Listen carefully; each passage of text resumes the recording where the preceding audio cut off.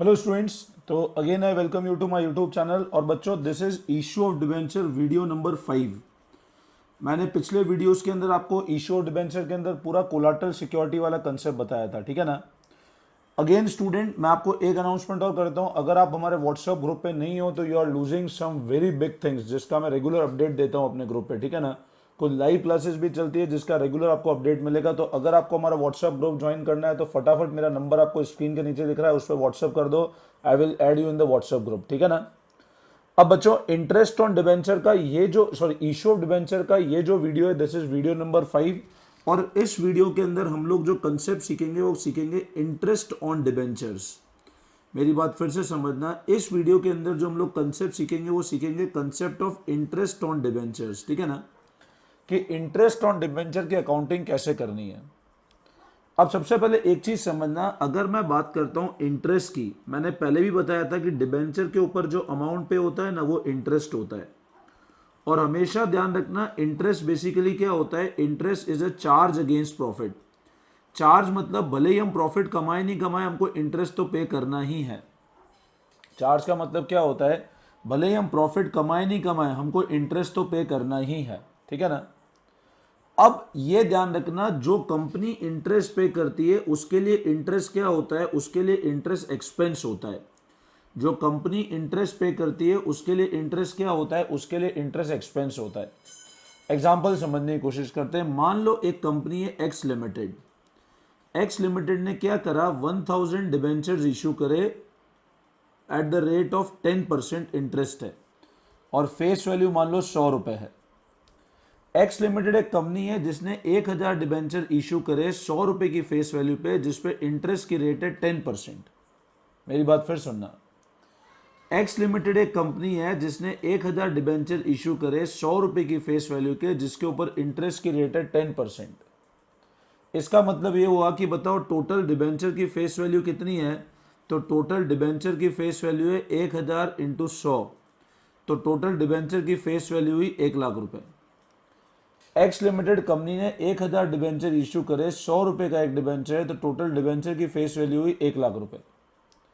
अब कंपनी को इंटरेस्ट देना है 10% की रेट से, तो इंटरेस्ट अगर मैं 10% की रेट से निकालता हूं तो इंटरेस्ट का अमाउंट आता है 10,000 रुपीज। इंटरेस्ट का अमाउंट आया 10,000। अब कंपनी इंटरेस्ट की अकाउंटिंग कैसे करती है, सिंपल। कंपनी इंटरेस्ट कंपनी का एक्सपेंस है, तो debenture interest account debit to debenture holder. Interest company का एक्सपेंस है, डिबेंचर इंटरेस्ट को डेबिट किया, लॉजिक क्या हुआ, एक्सपेंस है, और डिबेंचर होल्डर को क्रेडिट किया क्योंकि डिबेंचर होल्डर अपना क्रेडिटर है। अब डिबेंचर होल्डर को पेमेंट करने के लिए हमने वापस debenture holder account debit to bank करा, और ये जो डिबेंचर इंटरेस्ट है क्योंकि हमारा एक्सपेंस है तो इसको राइट ऑफ करने के लिए हमने वापस एंट्री करी statement of P&L to debenture interest. मेरी बात फिर समझना, जो हमने डिबेंचर इंटरेस्ट पे किया, क्योंकि डिबेंचर इंटरेस्ट हमारा एक्सपेंस है, इसलिए हमने एंट्री करी interest account debit to debenture holder. Debenture holder को पेमेंट किया तो एंट्री करी डिबेंचर होल्डर टू बैंक, और लास्ट में इसको राइट ऑफ किया तो एंट्री कर दी statement of P&L to debenture interest, interest को राइट ऑफ करने की। ये तो बहुत सिंपल कंसेप्ट हुआ इंटरेस्ट का। पहले इसकी नोटिंग करते हैं फिर आगे समझते हैं हम लोग, ठीक है ना। तो हेडिंग लगाओ इंटरेस्ट ऑन डिबेंचर्स, ठीक है। Now, interest on debenture is calculated at fixed rate of interest on face value। सबसे पहले ये पॉइंट ध्यान रखना, इंटरेस्ट किस पे निकलेगा, हमेशा फेस वैल्यू पे निकलेगा। मतलब इशू प्राइस पे कभी भी इंटरेस्ट निकलेगा, इंटरेस्ट किस पे निकलेगा बच्चों, फेस वैल्यू पे। Rate of interest is fixed and is payable even if the company have loss. भले ही कंपनी नुकसान में चली जाए, कंपनी को ब्याज तो देना ही है। इंटरेस्ट, इसलिए इंटरेस्ट क्या है, interest is a charge against profit. Interest क्या है बच्चों, इंटरेस्ट चार्ज अगेंस्ट प्रॉफिट है। तो नोटिंग कर लो, interest on debentures calculated at fix rate of interest, किस पे निकलेगा, फेस वैल्यू पे।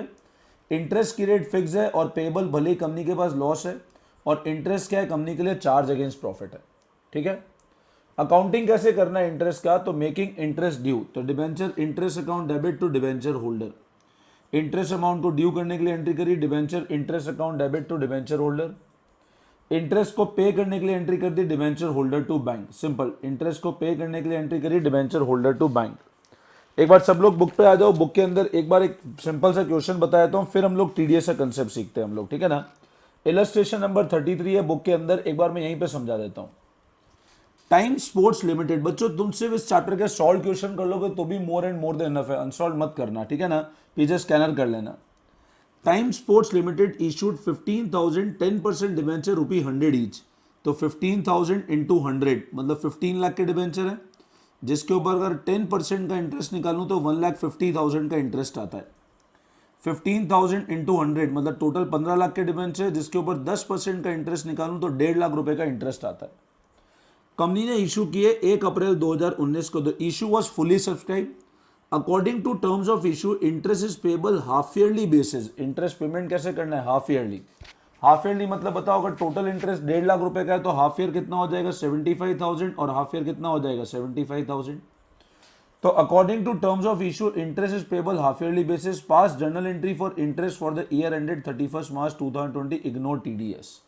ठीक है, तो 15 लाख के डिबेंचर इशू किए जिसके ऊपर 10% 1.5 लाख का इंटरेस्ट है, 6 महीने 75,000 रुपए का इंटरेस्ट हो गया।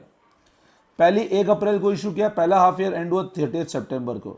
Interest to debenture holder 75,000, debenture holder to bank वापस पेमेंट कर दिया 75,000। ईयर एंड हुआ 31 मार्च को, इंटरेस्ट टू डिबेंचर होल्डर 75,000। अब ये जो टोटल इंटरेस्ट था 75 का यहाँ पर, 75 का यहाँ पर, 75,000 का इंटरेस्ट यहाँ था, 75 का यहाँ था, तो मतलब टोटल इंटरेस्ट 150 हुआ, तो उसकी एंट्री कर दी PNL account debit to debentures 1,50,000।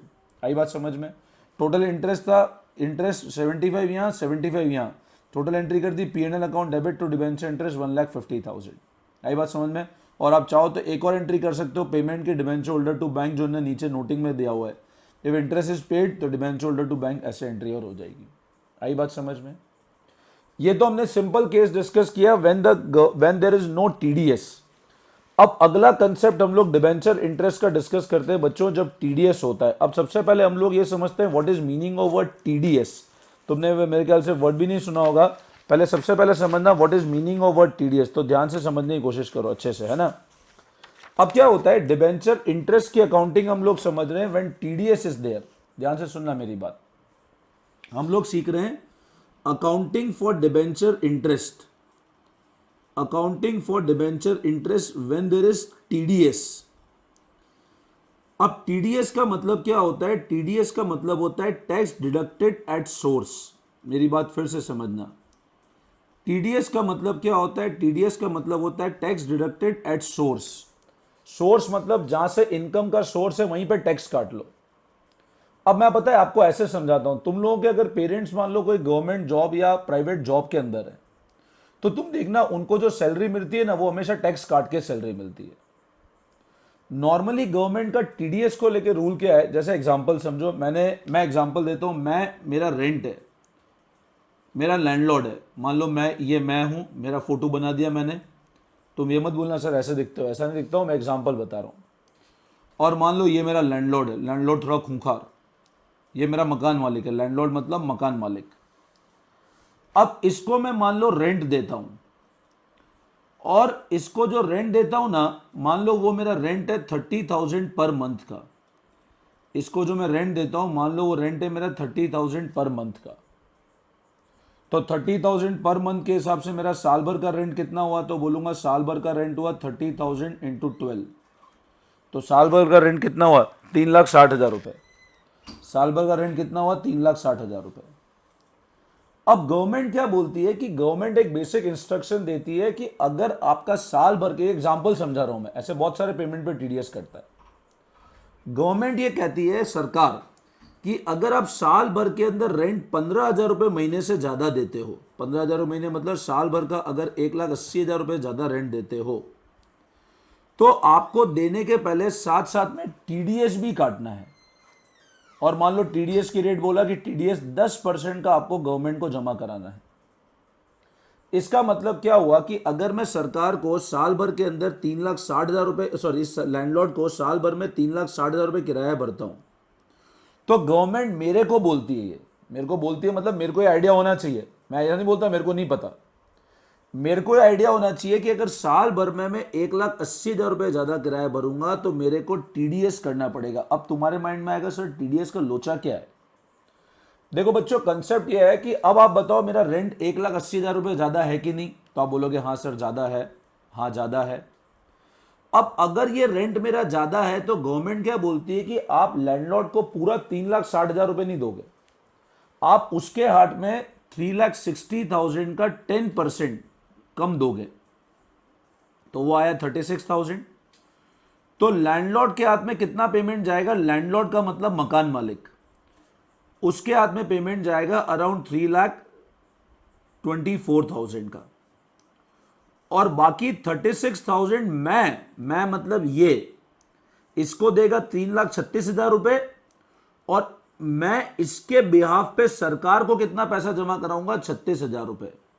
मतलब अब ये जब फाइनल टैक्स की लाइबिलिटी बनाएगा ना, इसका फाइनल साल के एंड में टैक्स की लाइबिलिटी बनी, मान लो साल के एंड में इसकी टैक्स की लाइबिलिटी बनी 1,00,000 रुपए, तो ये क्या बोलेगा? इस 1,00,000 में मैं ऑलरेडी कितना टैक्स भर चुका हूं पहले से, मैंने इसके नाम पर टैक्स भर दिया 36,000 रुपए, तो उसको कितना भरना रहा? 64,000 रुपए। तुम यहां पर यह कंफ्यूज मत होना कि मेरा खर्चा 360 नहीं हुआ। बच्चों मेरा खर्चा तो सेम 360 हुआ, बट पेमेंट का सोर्स बदल गया। मैंने लैंडलॉर्ड को 324 पेमेंट किया और गवर्नमेंट को 36 पेमेंट किया। मेरा इंटरेस्ट का खर्चा सेम 360 है। मैं तुमको एक एग्जांपल और बताता हूं। बैंक में तुम एफडी कराते हो, तो बैंक पता है तुमको इंटरेस्ट पूरा नहीं देता। बैंक क्या करता है, तुम्हारे को कुछ पैसा देता है और कुछ पैसा बैंक सरकार को जमा करा देता है। इसका मतलब टीडीएस का मतलब क्या है? जहां पे सोर्स है सरकार बोलती है वहीं पे टैक्स जमा करा दो। अब मान लो अगर मैं टैक्स जमा कराना भूल गया, मैं टीडीएस नहीं जमा कराता हूं, तो इसके ऊपर पेनल्टी नहीं है, पेनल्टी जमा कराने वाले ऊपर है। क्योंकि मेरे को पता होना चाहिए कि मेरे को टैक्स जमा कराना है इसके बिहाफ पर। मतलब मैं इसको 324 दूंगा और इसके बिहाफ पे मैं सरकार को कितने रुपए जमा कराऊंगा? 36,000। लेकिन 36,000 इसके नाम के जमा कराए मैंने, तो इसकी अगर फाइनल टैक्स की लायबिलिटी 1,00,000 आई ना, तो 36,000 मैं ऑलरेडी जमा करा चुका हूं, तो इसको 334 ही जमा कराना रहा। लेकिन मेरा खर्चा सेम है, तो मेरे को रेंट के पेमेंट कितना करना था? 360 पेमेंट किया 360, बट जब टीडीएस होगा तो टीडीएस मतलब टैक्स डिडक्टेड सोर्स, यहां सोर्स इनकम का है, यहीं पर टैक्स का डिडक्शन कर दो।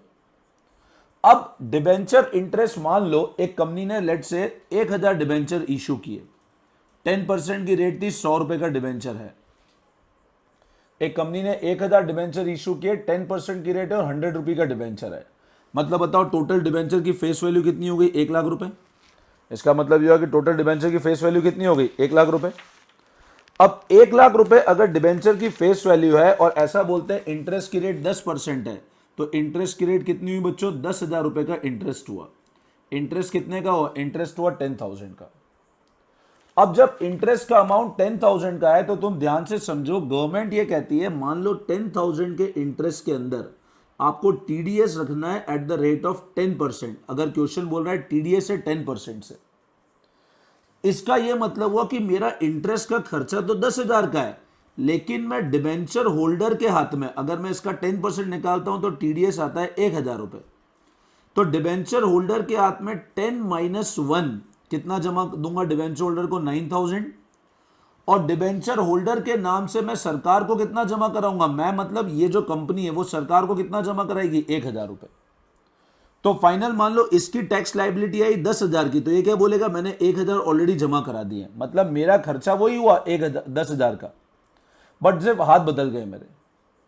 अब मैं एंट्री कैसे करता हूं? तो मेरे लिए तो इंटरेस्ट पूरा एक्सपेंस है, तो डिबेंचर इंटरेस्ट अकाउंट डेबिट 10,000 रुपए पूरा इंटरेस्ट एक्सपेंस है। लेकिन डिबेंचर होल्डर को पेमेंट कितना करना है मेरे को? 9,000। तो मैं डिबेंचर होल्डर को क्रेडिटर कितने से बनाता हूं बच्चों? सिर्फ, तो डिबेंचर होल्डर को क्रेडिटर बनाया 9,000 से, और 1,000 रुपए का जो मेरे को पेमेंट करना बाकी है वो एक तरह से मेरी लाइबिलिटी है, तो वो मैंने किस में डाल दिया? To TDS payable. पेएबल मतलब ये मेरे को अभी सरकार को देना है, कितना? 1,000 रुपए। अब ये वाला जब पेमेंट करूंगा तो डिबेंचर होल्डर टू बैंक, ये 9,000 की एंट्री करी, तो ये तो पेमेंट डिबेंचर होल्डर को हो गया, और टीडीएस पेएबल टू बैंक, ये पेमेंट टीडीएस का सरकार को हो गया 1,000 रुपए का। तो ये पेमेंट सरकार को हो गया, ये पेमेंट डिबेंचर होल्डर को हो गया। इस तरह अपने को अकाउंटिंग करनी है डिबेंचर इंटरेस्ट की। आई बात समझ में? जब टीडीएस होगा, अब पहले नोटिंग कर लेते हैं फिर वापस समझाता हूं। तो हेडिंग लगाओ accounting for interest when TDS tax deducted source is there. जब टीडीएस होगा, अभी मैंने जो कराए थे वो इग्नोरिंग टीडीएस थे, मतलब टीडीएस को इग्नोर करके था। अब हेडिंग लगाना है accounting for interest when TDS is there, जब टैक्स डिडक्टेड सोर्स होगा। तो कैसे करेंगे ध्यान दो। Debenture interest account debit to debenture holder to TDS payable. Interest company का टोटल जितना इंटरेस्ट है वो एक्सपेंस हो गया, डिबेंचर होल्डर क्रेडिटर हो गया और टीडीएस पेबल लाइबिलिटी हो गई। ये वाला पेमेंट डिबेंचर होल्डर को करेंगे, ये वाला पेमेंट हम लोग किसको करेंगे, सरकार को। तो पेमेंट का डिबेंचर होल्डर को डिबेंचर होल्डर टू बैंक और सरकार को पे करना है तो टीडीएस पेबल टू बैंक। आई बात समझ में? एक क्वेश्चन देख लेते हैं, अभी ढंग से क्लियर हो जाएगा। इलस्ट्रेशन नंबर 34 पे आ जाओ बुक के अंदर। Illustration number 34, BG limited issued 2000 12% debenture ₹100 each on 1 April 2012। मैं साथ साथ में करता भी जाता हूं बच्चों तुम्हारे सामने।